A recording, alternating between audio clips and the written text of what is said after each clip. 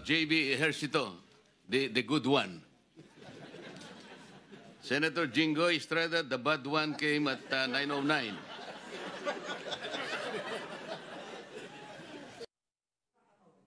At sa paggulong ng pagdinig, sinabi ng contractor na si Curly Discayan na walang senador ang nakatanggap umano ng kickback sa flood control projects. Dito na tila napikon si Jinggoy sa banat ni Marcoleta. Mr. Discaya, sa dami-dami mong binanggit na pangalan na kongresista, isa lang tanong ko, Senador, meron ba?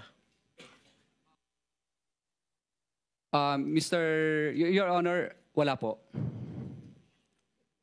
Sigurado ka? Safe ka na. Sigurado po.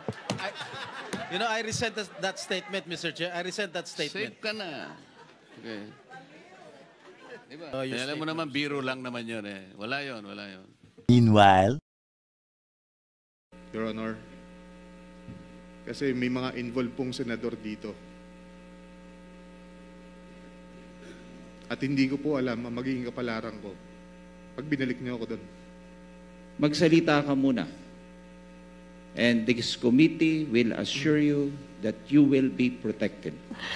Sana Your all. Honor, parang mas kailangan ko po muna ng assurance niyo bago ako magsalita. Can I have a 1-minute recess? Sabi ni Senator Marcoleta kahapon, ligtas ka na. Hindi po ito totoo. Si Senator Jinggoy Ejercito Estrada, Senator Joel Villanueva, aray ko!